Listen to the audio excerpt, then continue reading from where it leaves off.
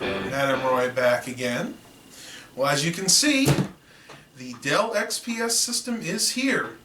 I just got it. It's now about 3 o'clock, and the gentleman from FedEx just left about 5 minutes ago. So this is what you guys have been waiting for. This is going to be an unboxing. I'm going to get this angle a little bit better. I already took out the sheet. This is just a packing slip.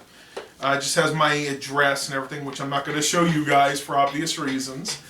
If you guys hear that hammering in the background, my dad is working outside, so I apologize for that, but I'm not going to wait to open this. This has been on my mind for the last 2 days. So, without further ado, let's go ahead and open this. It's going to be a little tricky. I'm going to sit down so you guys can actually see me. If I stand up, my head gets cut off. So,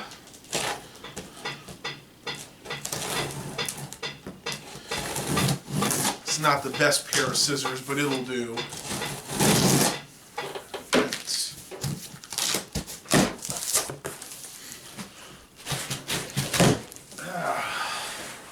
Now I have got a lot of plastic covering here. That's always good in case the box gets rained on.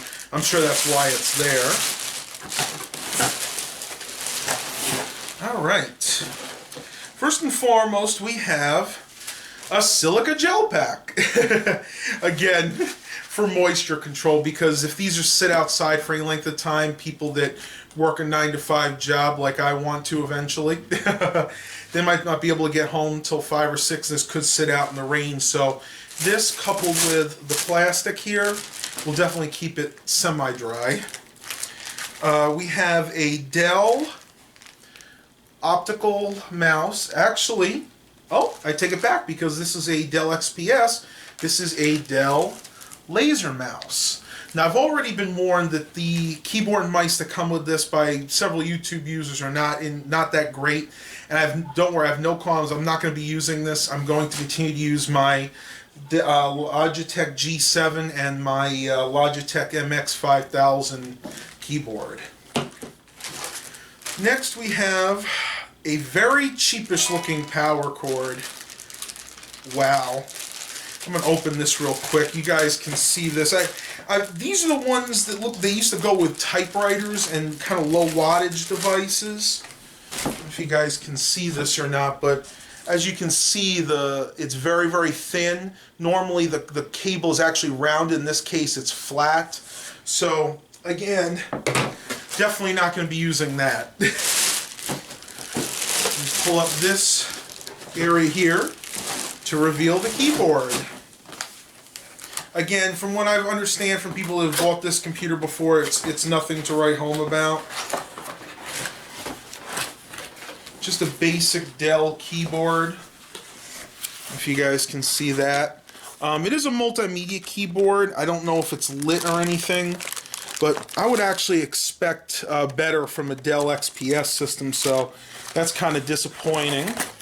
But again, I'm not going to be using that. I'm going to, again, use what I already have. Is there anything else here? No, nothing else there. So we can go ahead and pull this out of the way somehow. Now I'm just throwing everything on my bed right now because, let's face it, I'm excited to get to this part. Alright, this is going to be a little tricky, being it's just me, but I'll give it a whirl.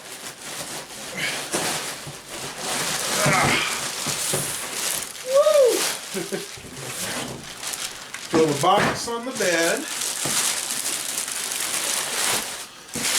Alright, let's go ahead and take a look at this system. Take off the rest of this plastic. And then the molded foam pieces to keep it protected during shipping.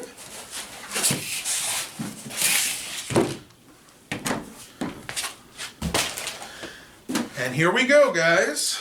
Let me give you a better eye view of this.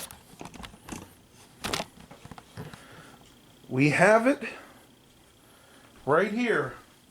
The Dell XPS 8700, and I forgot to flip the screen back again. And my mind is not really on this, unfortunately, today. I'm just too excited about actually finally having this computer. Let's see if we can get a... There we go. Alright, so this is the system itself. It's a little dusty on top, but that's just like foam that's broken off from the packing peanuts. So let's go over this fine computer. I'm going to turn it to the side. On the front up here, actually we'll start right here on the top. Right here we have two USB 2.0 ports, and then your audio in and audio out port. And yep, that's exactly the configuration it's in. Up here you have the power button, kind of oddly placed. I wish they had put it on the front of the case. You can see it, the power button is right here. Up here we have the, I think it's a 19-in-1 memory card reader, which will be very handy. Reads probably almost every memory card there is. In front here we have a dual-layer DVD burner. I did not opt for the Blu-ray player or burner, as I already have two Blu-ray players hooked up to each of my TVs, and I probably never watch a Blu-ray on a computer. I used to have one a long time ago, but it just went to waste because I never used it. And then right here, you can see you have your USB 3.0 ports, and two of them right in front. Now what's nice about this is these will also accept USB 2.0 devices and I believe 1 devices, but let's face it, nobody has any of those anymore, except maybe for me with my old computers. Go ahead and turn around to the back here. Now I'm going to have to do this at an angle because I haven't really looked at this too much myself. We have two USB 2.0 ports, your Ethernet port, two USB 3.0 ports, and what looks like, actually, we have 4 USB 3.0 ports on the back, which is kind of unusual because they only said it had 2, so that's a total of 4 USB 3.0 on the back, 2 USB 2.0, and on the front we have 2 USB 2.0 and 2 USB 3.0, so that's 1, 2, 3, 4, 5, 6, that's 10 USB ports, so kudos to Dell for giving us enough USB ports for all our devices. Let's see, what do we have here? We have a HDMI slot that is covered. That, of course, is because there is a discrete video card there. We have a, what looks to be, it's an eSATA port. Huh. I'm not sure what I think that's an eSATA port right there. Doesn't look familiar, but yeah, I'm going to say that's what that is. And then you have your array of surround sound audio hookups, which I desperately need because the temporary HP that I'm using over there unfortunately only has the audio in and out, so I can't wait till you start using this. One thing I forgot to mention, the power supply is 480 watts according to some of the posts I saw. I will verify that before I stick the other video card in. And, of course, the video card's on the bottom. Now, before I actually use this computer, I need to transfer some of the hardware from my HP triple core system, the 6000 series, that I put in there temporarily when I decommissioned the Vostro 400. So I am going to put in the video card, and let's see, there's the video card and there was something else. Again, like I said, my mind is not working very well today. I'm going to go ahead and put the hardware in there that I need to. I hope you guys enjoyed this quick review. The next is going to be this system actually starting up, so stay tuned. Before I start switching hardware, I figured we'd take a quick look inside just to see that everything is still seated properly, because you never know what could happen during shipping. Alright. Now, as you can see, wow, the camera actually has... camera actually sees more than I can with the naked eye. This is that new Sony HD camcorder I have, and it actually does a pretty good job. As you can see, we have the NVIDIA GeForce, I think 720 card right there, which is going to be swapped out for my GT 640. Pardon me. We have 2 sticks of 4 gigabytes of memory, which gives you a total of 8. And here is the 1 terabyte 7200 RPM hard drive, which I hope is the hybrid version like they advertised. I know it's supposed to have turbo cache and be 6 gigabits per second. Up there is the optical drive. Now this is what I am really interested in here. I want to look at the actual wattage on this power supply and see what it says here, if we can find it. Boy, I hope that's not true. Oh, there we go. Total power is 460 watts. You can see that the 12 volt rails and the 5 volt rails, and it gives you the total for each of those. And it, let's see, 3.3, 17 amps, 12 volt. That's not bad. 18 amps on the positive 12 volt rail, and then 16 amps on the 12 volt B rail. So this is a pretty decent power supply. This should handle my GeForce GT 640 card just fine. Well, it looks like everything managed to make it through the shipping process without any severe damage. I don't really see any issues at all. It's always good to check the cables, make sure nothing's loose. I wish they would have tied that off better. That's a little close to the CPU fan for my taste. I'm just going to try to push that over to the secondary hard drive bay for now. And the other thing that I'm going to put in here, other than the video card that I couldn't think of before, is I got to put in my 2 terabyte hard drive. So I'm going to go ahead and do that, and then we'll go ahead and give this system a try. Be back in a few minutes. Okay, I'm putting this secondary hard drive in, and I just wanted to tell you about a real stupid design, something I'm not really crazy about with this case. As you can see, this is the hard drive that came in it. And then to put a second hard drive in, you actually have to unscrew these 4 screws here. You got 1, 2, 3, 4, and you actually have to take this whole cage out. And only then can you put your other hard drive in the cage. But the weird part is this hard drive doesn't even fit in this cage. It's actually mounted directly to the case itself. My old Dells used to work, you would have one hard drive here and then another one down here, and that's the way the Vostros work, at least in a lot of the dimensions. I think it's just unnecessarily complicated. I mean, it's a cage in a cage almost. So just to let you know, if you guys get one of these and you have to add or change a hard drive, just be cautious. It's a little more difficult than with the Vostro series, but I guess it'll be okay. Just the design I'm really not that crazy about. Alright, now it's time to put this hard drive back in, and all you do is literally just slide it around, if you can get it, the original drive. Not the easiest thing to get in, unfortunately. And you make sure these tabs are in place too. You see these tabs right down here? Let's see. Well, that one's not in. Come on. Man, what a stupid design. Let me try to get these in. Alright, and as you can see, the tabs are finally back in place. Now, I was mistaken up here. There are no tabs. It's just a screw. These tabs are actually for this bay here that houses an extra maybe memory card reader or even a floppy drive if you were so inclined to put one in. But as you can see, I got my 2 hard drives in. The video card's already in place, so I'm going to hook everything up and then we'll give this system a try. Alright, all the cables are hooked up. As you can see, they don't give you too much space to work with, and I wish they didn't put a right-angled SATA cable here because it really gives you almost no room. It kind of interferes with the power cable and the other SATA cable, but I made it work. It's not beautiful, but it definitely isn't going to interfere with the cooling of, the system still be able to cool itself sufficiently.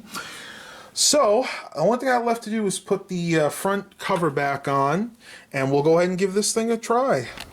Oh, what a crazy time I had getting that front cover back on. The teeth that clamp into the right side of this case were not totally formed properly in the molding. So if you don't have it in the notch exactly right, you cannot get this case to fit on. So it took a little bit of fiddling, but I finally got it. We're at that point. Hard drive and video card are in. We're ready to boot this up. So turn the master switch on. Make sure my USB mouse dongle is set up so the mouse will work properly. And here's the time. Drum roll. Just like at Christmas Vacation. But seriously, everybody, smoke test.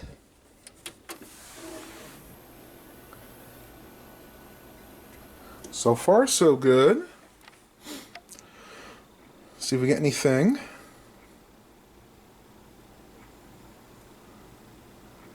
Nothing on the screen yet.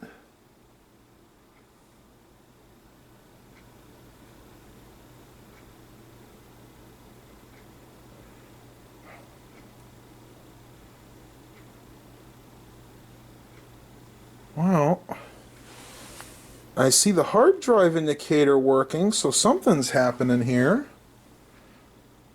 I'll give it just a minute and see if something pops up. Might be because I put in another video card. I don't think it has the driver. See, Windows 8 works differently than Windows 7. May not actually show anything until it gets to the desktop. But I thought I would have at least seen some type of BIOS screen or, post-test screen. I'm going to pause the video for a minute. If something comes up, I'll let you guys know, but not encouraging so far. Well, as you can see, I finally got it to come up, but the only problem is I had to use the original video card. For some reason, this card is not working in it. Now, I think what I'm going to do is I'm going to finish setting it up, and then I'm going to go ahead and swap this card back in and see if I can get it to install. So for right now, I'm still setting up my account. This will probably take a few more minutes, and then we'll go ahead and try the other card because the one that came with it doesn't have two DVIs, so I can only use the one monitor for right now. Thought I'd take a break for a minute and admire the absolutely beautiful snowfall outside. If you guys live in the Hampton Roads area right now, you're probably seeing the same thing. I have another video I'm going to post up where I did this outside, but I just thought I'd show you that real quick. Well, I am still working on my new Dell XPS. It's becoming a real bear. I'm having an issue getting the GT640 graphics card installed. Every time I put it in, the computer won't recognize it, won't even show anything on the screen. So what I decided to do after reading some of the threads was to install the graphics driver first. A lot of people are saying that you need to do that in Windows 8, so I'm going to go ahead and give that a try. I'm installing the Windows 8 driver of the GT640. I'm hoping it'll actually let me do it without having the card in there, but they're saying if you install this first and then put the card in, it should work. So I'm going to give it a try and hope for the best. Success! Yep, that's what it was. It looks like I had to install the drivers first before I actually put the video card in. I'm still trying to learn Windows 8 myself. I haven't taken any classes on it yet, but it still looks like it's trying to install, so I'm going to let it do its thing, and hopefully the full desktop comes up in just a minute. Alright, so we have success. I have both monitors working. They are at full resolution. The only odd thing is, I have the problem that some people have suggested online, that theirs has, where you turn the computer on and you don't see anything on the monitors until Windows actually boots up. So for some reason, I can go into the BIOS, but I can't actually see it with this video card. So I'm going to play around with it a little bit more. I might be able to find a Dell specific driver. I saw one on here, but it was very outdated compared to what NVIDIA had on their site. So I'm going to end the video right now. I'm going to put all my programs on here.